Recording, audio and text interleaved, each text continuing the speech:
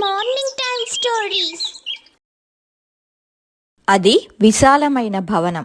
గోడలకు వేసిన ఖరీదైన రంగులు, అలంకరించిన విదేశీ వస్తువులు, నేల మీద పరుచుకున్న పర్షియన్ తివాచీలు ఆ ఇంటి ఐశ్వర్యాన్ని మౌనంగా చాటుతున్నాయి. ఆ ఇంటి అధినేత్రి శకుంతల గారికి ఆ ఆస్తి పట్ల, తమ వంశ గౌరవం పట్ల అపారమైన అభిమానం. శకుంతల గారి ఏకైక కుమారుడు రవి. రవి భార్య సితార. అత్తాకోడళ్ల బంధం గురించి ఎంత గొప్పగా చెప్పుకున్నా శకుంతల గారి మనసులో మాత్రం ఒక మూల చిన్న అపార్థపు తెర ఎప్పుడూ వేలాడుతూనే ఉండేది. ఆ తెర పేరే డబ్బు. రవి సితార మధ్యలో ఎంతో ప్రేమ ఉంది. కానీ శకుంతల గారికి సితార నిరాడంబరమైన మధ్యతరగతి నేపథ్యం రుచించేది కాదు. సితార ప్రతి పనిలో ఎంతో సర్దుబాటు, ప్రేమ, ఆప్యాయత చూపించినా శకుంతల దృష్టిలో డబ్బులేని ఇంట పెరిగిన పిల్ల, అందుకే ఏ విషయంలోనూ పెద్దగా ఆలోచించదు అనే భావం ఉండేది. ఒక శుభకార్యానికి అత్తాకోడళ్ళు ఇద్దరూ సిద్ధమవుతున్నారు. శకుంతల గారు తను వంశపారపర్యంగా వస్తున్న రాణిహారాన్ని మెడలో అలంకరించుకున్నారు. సితారా, ఈరోజు మన కుటుంబ గౌరవాన్ని చూసి 10 మంది కళ్ళు కుట్టాలి. నువ్వు నీకు కావలసిన నగలు ధరించావా? మా అమ్మ నాకిచ్చింది, మా అత్త మాకిచ్చింది. ఇవన్నీ కేవలం బంగారపు ముద్దలు కాదు, మన తరతరాల సంపద, మన గౌరవ చిహ్నం. అత్తయ్య గారు, నేను మా అమ్మ ఇచ్చిన చిన్న గొలుసు వేసుకున్నాను. అది నాకు చాలు. ఈ గొలుసు కంటే ఈ ఇంట్లో మీరు నన్ను కోడలిగా చేసుకున్న బంధమే నాకు గొప్ప సంపద. బంగారాన్ని ఏ రోజైనా కొనుక్కోవచ్చు, కానీ ఈ బంధం దొరకడం కష్టం కదండి. శకుంతల గారి మొహం చిట్లించింది. ఏంటి సితారా ఈ సెంటిమెంట్లు? నువ్వు ఇంకా ఆ చిన్నప్పటి ఆలోచనల నుంచే బయటకి రాలేదు. సంపద అనేది అవసరం. ఎంత అపరూపంగా దాచుకుంటే మన తరాలు అంత గొప్పగా బ్రతుకుతాయి. నీ సెంటిమెంట్లకు, ఆదర్శాలకు ఈ రోజుల్లో విలువ లేదు. నువ్వు ధనం విలువను గుర్తించడం నేర్చుకోవాలి. ఈ ఇల్లు, ఈ ఆస్తి, ఈ పేరు, ఇవన్నీ ఎన్నో తరాల నుంచి మనం పోగు చేసుకున్న డబ్బే. మీరు చెప్పింది నిజమే అత్తయ్య, డబ్బు అవసరమే. కానీ ఆ అవసరాన్ని మించి అది మనకు దూరం అవుతున్నప్పుడు, అప్పుడు ఈ పక్కనుండే మనిషే కదా మన బలం. అందుకే ఈ బంధానికిచ్చే విలువ నిజమైన గొప్పతనం అని నా నమ్మకం. దయచేసి నన్ను క్షమించండి, నా మాటలు కనుక మీకు బాధ కలిగిస్తే. శకుంతల గారు కోపంగా వెళ్ళిపోయారు. సితార కళ్ళల్లో నీళ్లు నిండి తనలో తనే అనుకుంది, నేను ఈ ఇంట్లో కోడలిగా కాదు, కూతురిగా స్థానం సంపాదించుకోవాలి. మీ విలువలు, నా ఆప్యాయత ఒకటైనప్పుడు మన బంధం మరింత బలపడుతుంది. కొన్ని నెలలు గడిచాయి. రవి వ్యాపారం భారీ నష్టాల్లో కూరుకుపోయింది. నష్టం చిన్నది కాదు, ఆస్తిలో సగానికి పైగా పోయింది. బయట అప్పులు పెరిగిపోయాయి. ఒకరోజు రాత్రి శకుంతల గారు తన గదిలో కూర్చొని తమ పాత ఆస్తి పత్రాలను చూస్తూ ఏడుస్తూ ఉన్నారు. రవి, సితార పక్కనే ఉన్నారు. ఏం మొదలు పెడతావురా? నాన్న ఎంతో కష్టపడి సంపాదించిన పేరు, ప్రతిష్ట, ఈ ఆస్తులన్నీ పోగొట్టావు. ఇప్పుడు నేను బయట తలెత్తుకొని ఎలా తిరగాలి? ఎవరికి చెప్పుకోవాలి ఈ అవమానం? ఇంతకాలం నేను దేని గురించి గర్వపడ్డానో అదంతా నిట్ట నిలువున కూలిపోయింది. డబ్బు పోతే మళ్ళీ సంపాదించవచ్చంటారు, కానీ ఈ గౌరవం పోతే ఏం చెయ్యాలరా? ఆమె మాటల్లో డబ్బు పోయిన బాధ కంటే ఆ డబ్బుతో ముడిపడిన గౌరవం పోయిన బాధే ఎక్కువగా ఉంది. అత్తయ్య గారు, ప్లీజ్ ధైర్యంగా ఉండండి. గౌరవం అనేది మన ఇంట్లో, మన బంధాల్లోనే ఉంది. బయట వాళ్ళు డబ్బు ఉన్నప్పుడు గౌరవించడం కాదు, పడిపోయినప్పుడు మనకు మద్దతుగా నిలబడడమే నిజమైన గౌరవం. ఆపు సితారా, నీ ఆదర్శాలు. గౌరవం లేకుండా మనిషి బ్రతకలేడు. నీకు డబ్బు కష్టం తెలియదు. నువ్వు చిన్న ఇంట్లో పెరిగావు. పెద్ద ప్రపంచంలో పరువు పోతే ఎలా ఉంటుందో నీకు తెలియదు. ఇప్పటి సంపద లేకపోతే, ఈ గౌరవం పోతే మనల్ని ఎవడు మనిషిగా చూడడు. సితార కళ్ళల్లో నిండుగా నీళ్లు ఉన్నా స్థిరంగా, మీరు డబ్బు విలువ గురించే మాట్లాడండి అత్తయ్య, నేను బంధం విలువ గురించి మాట్లాడతాను.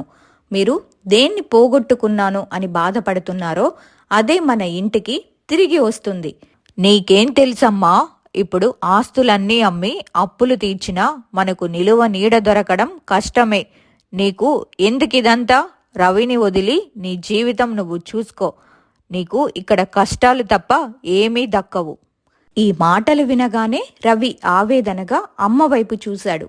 చాలత్తయ్య, మీరు నన్ను పూర్తిగా అర్థం చేసుకోలేదు. నాది చిన్న ఇల్లే కావచ్చు, కానీ ప్రేమకు, సెంటిమెంట్లకు, విలువలకు కొదవే లేదు.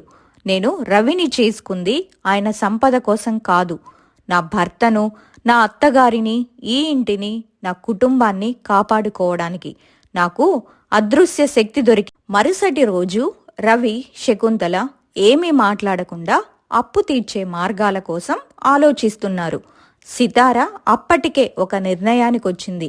ఆమె హడావుడిగా బ్యాంకుకి వెళ్లి తన తల్లి జ్ఞాపకార్థం ఉన్న చిన్న ఇంటి పత్రాలను తీసుకొచ్చింది. ఆ ఇల్లు చిన్నదైనా ఆమెకది అమ్మ ప్రేమతో సమానం. ఆ పత్రాలను శకుంతల గారి ముందు పెట్టింది. అత్తయ్య, చూడండి, మా అమ్మా నాన్న నాకు ఆస్తిగా ఇచ్చింది ఇదే. నేను ఇక్కడికొచ్చాక దాన్ని అమ్మే ఆలోచన ఎప్పుడూ చేయలేదు. ఆ ఇల్లే నా జీవితం, నా అమ్మ ఆశీర్వాదం. ఈ ఇల్లు అమ్మితే దాదాపు అప్పులో సగం తీరుతుంది. మిగిలిన సగం తీర్చడానికి రవిగారు ప్రయత్నించవచ్చు. దయచేసి ఇది తీసుకోండి. శకుంతల గారు ఆ పత్రాలను చూసి స్తన్నువైపోయారు. ఆమె కళ్లల్లో ఆశ్చర్యం, అవమానం, పశ్చాత్తాపం కలగలిసి ఉన్నాయి.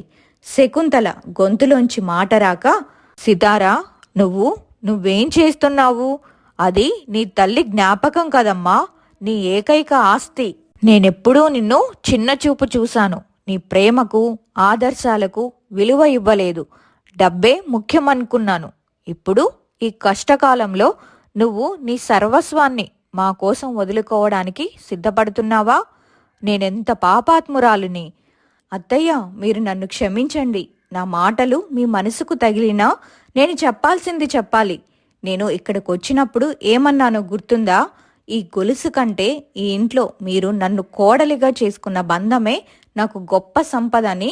ఈ ఇల్లు అమ్మడం నా బంధాన్ని బలపరుస్తుంది. ఈరోజు మన కుటుంబం నిలబడడం కంటే నా చిన్న ఇల్లు గొప్పదా? ఈ ఆస్తిపత్రాలు పోయినా మీరిద్దరూ నాకు దక్కాలి. మీ ఆశీర్వాదం దక్కాలి. అంతే చాలత్తయ్య. శకుంతల కన్నీరు పెట్టుకొని పెద్దగా ఏడుస్తూ, నన్ను క్షమించమ్మా, నన్ను క్షమించు. నీ మనసు ఎంత విశాలమైనదమ్మా. నేను ధనానికిచ్చిన విలువలో 1/2% కూడా నీకు, నీ మనసుకు ఇవ్వలేదు. నేను చాలా అహంకారంతో, డబ్బు పిచ్చిలో ఉన్నాను. ఈ కథలో డబ్బు గురించిన వివరణ. ఈ భవనం నాది అనుకున్నాను. ఈ నగలపై నాది హక్కు అనుకున్నాను. కానీ ఇవన్నీ నిలబడడానికి, నా పరువు నిలబడడానికి నువ్వు నీ ప్రాణంతో సమానమైన ఆస్తిని త్యాగం చేయడానికి సిద్ధపడ్డావు. నేను ఎంత గుడ్డిదాన్ని! అలా అనకండి అత్తయ్య. మీరు గుడ్డివారు కాదు. మీకు ధనం విలువ తెలుసు. కానీ ఆ ధనంతో ముడిపడిన స్వార్థం, అహంకారం మిమ్మల్ని ఆశ్రమించింది. ఇతరుల స్వార్థం గురించి రామకృష్ణ తెలుసుకున్న క్షణంలాగా ఇప్పుడు మీరు వాటిని వదిలిపెట్టారు. మీరు నా తల్లితో సమానం. మీ పరువు, మీ గౌరవం, మీ సంతోషం కంటే నాకు ఏది ఎక్కువ కాదు. నువ్వు నా కూతురుగా పుట్టుంటే ఎంత బాగుండేదో. ఈరోజు నువ్వు కళ్ళెదురుగా ఉన్న సత్యాన్ని నాకు చూపించావు. డబ్బే జీవితమా అనుకునేదాన్ని నేను. ఇప్పుడు తెలుసుకున్నాను, ఈ బంధమే జీవితం అని. నీలాంటి కూతురుంటే మరేం కావాలి? నా ఆస్తి పోయినా పర్వాలేదు. నా కోడలు, నా కూతురైనా నీ ప్రేమ నాకు దొరికింది. సితార త్యాగం కారణంగా రవి తన వ్యాపారాన్ని మళ్లీ నిలబెట్టుకోగలిగాడు. వారి ఆర్థిక పరిస్థితి కొద్ది నెలల్లోనే మెరుగుపడింది. రవి వ్యాపారంలో మళ్లీ లాభాలు వచ్చాయి. సితార చిన్న ఇల్లు తిరిగి కొనేంత డబ్బు సంపాదించాడు. కానీ శకుంతల జీవితంలో అసలు మార్పు అప్పుడే మొదలయ్యింది. ఆమె పాతలాగా ధనవంతురాలైన ఆమె దృక్పథం మారింది. ఇప్పుడు ఆమె విలువ ఇచ్చేది బంగారం, ఆస్తులకు కాదు, కోడలి చిరునవ్వుకు, ఆమె ప్రేమకు.